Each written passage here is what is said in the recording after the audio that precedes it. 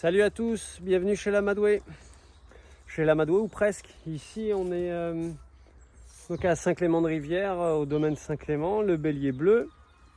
Donc avec notre petit troupeau de débroussailleurs. Donc on a cacao, cacahuètes, noisettes derrière, la fille des deux. Après monsieur a été castré. Donc ils sont en pension. Et on a Pedro et Chuco. Voilà, les deux qui étaient chez nous, qui sont venus ici. Donc, mauvaise nouvelle. Dimanche, il y a encore eu un lama qui est décédé. Donc, GG est mort. J'ai rappelé du coup lundi. Donc, je l'ai vu tousser. Voilà, je l'ai vu tousser. Il n'était pas bien. J'ai fait venir une veto en urgence dimanche matin. Malgré tout un tas de piqûres, etc., 2 heures après, il est mort. Donc je l'ai rappelé.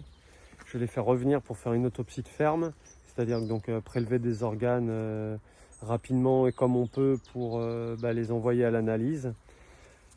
Et lundi matin, donc j'ai rappelé les services vétérinaires départementaux pour savoir où en étaient les analyses FCO des premiers décédés.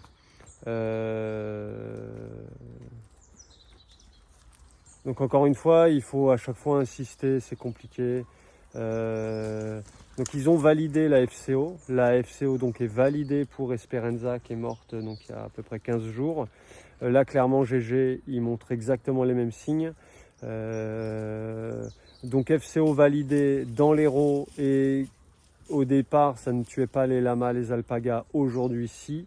C'est avéré. Donc s'il vous plaît, faites passer le message à vos potes éleveurs, qu'ils aient des lamas, des alpagas, des brebis, des chèvres, des vaches.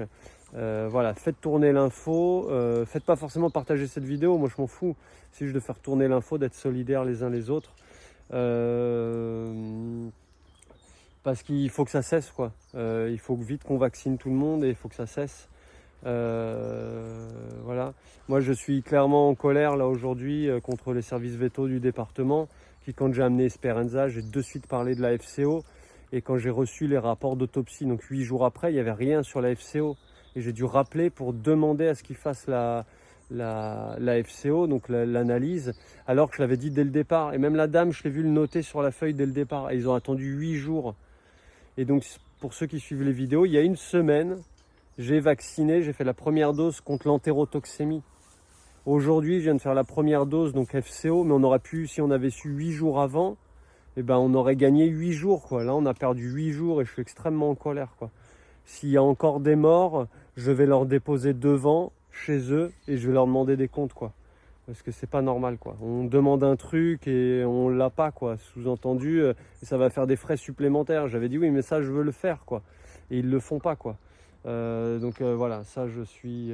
Donc si vous êtes dans le même cas, dès que vous avez un animal qui décède rapidement, de manière brutale, l'autopsie peut révéler une entérotoxémie. Mais c'est pas ça en fait qui l'a tué.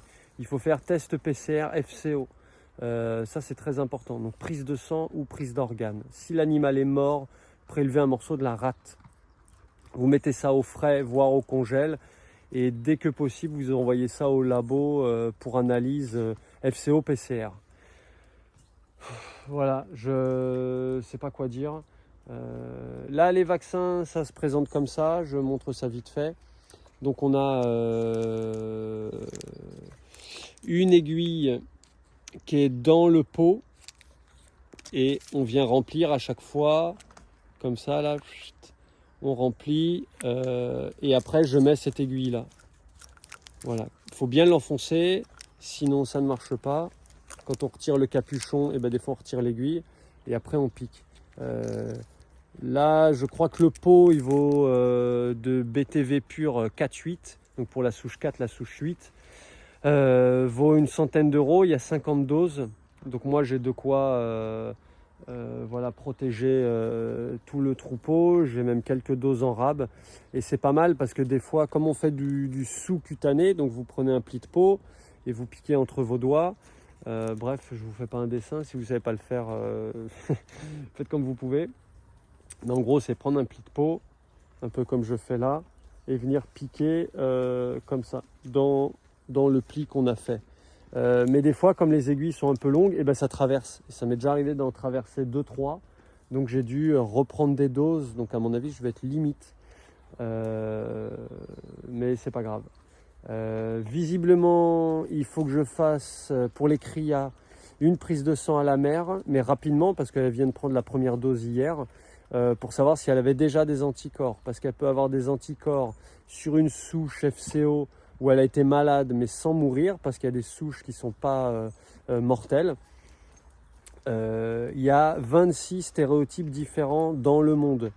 En France, il y en a, je crois, une douzaine, enfin en Europe, une douzaine qui tournent, et certaines sont mortelles, pas d'autres. Là, aujourd'hui, visiblement, la souche 8, elle est mortelle, ou elle est en train de muter sur un nouveau stéréotype. Enfin bref, je passe les détails, je ne maîtrise pas tout, et limite, on s'en fiche. Ce qui compte, c'est de les protéger le plus possible, quoi.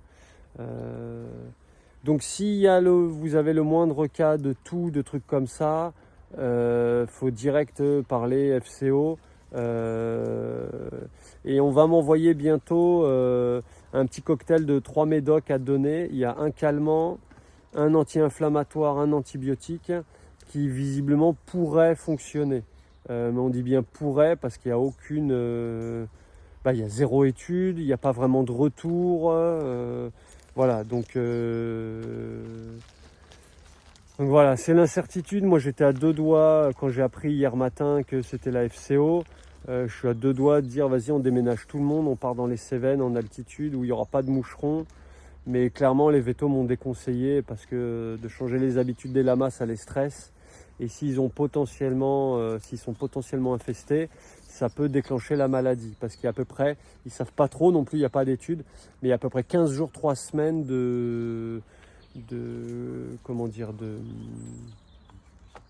d'incubation, quoi, de culture interne, quoi, avant que la maladie se déclenche. Donc autant ils sont déjà tous infestés et on croise les doigts, autant ils ne le sont pas tous et certains vont être infestés par les moucherons. Enfin, j'en sais rien. Franchement, là, je suis dans une incertitude, un stress, c'est compliqué là.